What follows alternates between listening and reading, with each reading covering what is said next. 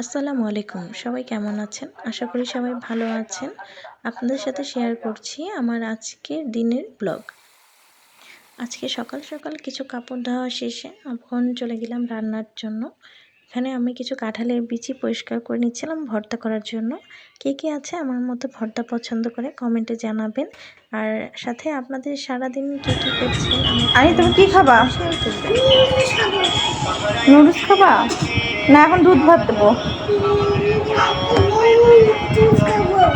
তাই? আচ্ছা ঠিক আছে। এখানে আমার আনিকা বুড়ি নুডলস খেতে চেয়েছিল, যার কারণে ওর জন্য একটু নুডলস রান্না করছিলাম। আসলে ও নুডলস খেতে অনেক পছন্দ করে, আর দেখা যায় অনেক দুষ্টু, তো সারাদিন দুষ্টুমি করে আর খেতে চায় না তেমন একটা। নুডলসটা তার পছন্দ, তাই এই নুডলসই দেখা যায় বেশিরভাগ সময় ওকে দেওয়া হয়। ভাত তেমন একটা খেতে চায় না।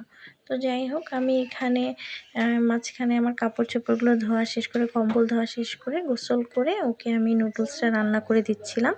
নুডলস রান্না শেষে ওকে দেখলাম যে এখানে অনেকে দুষ্টুমি করছে। এখানে একটা টুল নিয়ে ও বেসিন থেকে পানি ফেলাচ্ছিল।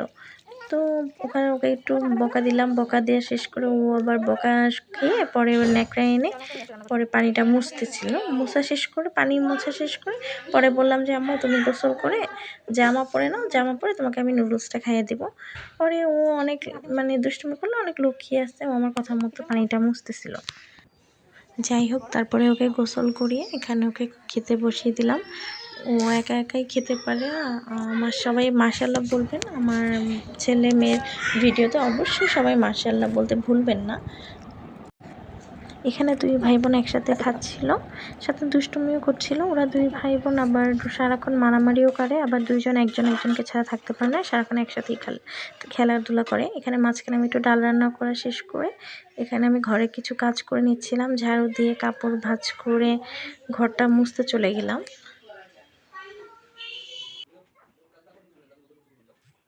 কিছুদিন যাবৎ বৃষ্টির কারণে কাপড়গুলো শুকাচ্ছিল না, যার কারণে ঘরেই কাপড় মেলে শুকাতে হচ্ছে। কে কোথা থেকে আমার ভিডিও দেখছেন, বৃষ্টি হচ্ছে কিনা, কার এলাকায় আবহাওয়া কেমন, আমাকে অবশ্যই কমেন্টে জানাবেন। আর সবসময় আমার ভিডিওগুলো দেখে আমাকে সবসময় কমেন্ট করে জানাবেন যে কেমন হচ্ছে। আসলে আমি নতুন ভিডিও ছাড়ছি, যার কারণে আমার অনেক ভুল হচ্ছে। আপনারা অবশ্যই আমার ভুলগুলো দেখিয়ে দিবেন। আপনারা যখন আমাকে ভুলটা দেখিয়ে দিবেন বা কমেন্ট করে মন্তব্য করে জানাবেন, তখন কিন্তু আমিও নতুন কিছু শিখতে পারবো। তো এখানে আমি বিছানাটা গুছিয়ে নিলাম। বিছানা গুছানো থাকলে মনে হয় যে অর্ধেক কাজই এগিয়ে যায়। রুমটা গুছানো থাকলে মনটাও ভালো থাকে, কাজ করতেও ভালো লাগে। তো এখানে আনিকা একটু কান্নাকাটি করছিল, বারবার বাইরে যেতে চাচ্ছিল, তো আমি যেতে দিচ্ছিলাম না।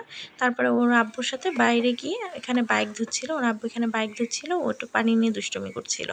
তো এর মধ্যে আয়ান আবার সাঁতার শেখা শেষ করে এসে লাইফ জ্যাকেটটা গুছিয়ে রাখছে, কারণ ও আবার টিউশনিতে যাবে, তো পড়তে যাবে, বিকেল হয়ে যাচ্ছে। তো আমি এখানে একটু রেডি হয়ে ওকে নিয়ে পড়তে যাবে, ওকে নিয়ে বের হলাম। তো এই যে আমরা দুইজন ছেলে আর মা ছেলে দুইজন আর কি রাস্তা দিয়ে যাচ্ছি। ও প্রাইভেট পড়তে যাবে, টিউশনিতে যাবে। তো এখানে আমরা দুজন একটু দুষ্টুমি করতে করতে চলে যাচ্ছি। তো আজকের ব্লগটা আমি এখানেই শেষ করছি। সবাই আমার পাশে থেকে আমার জন্য দোয়া করবেন এবং আমার ভিডিওটা অবশ্যই লাইক কমেন্ট করে দিবেন।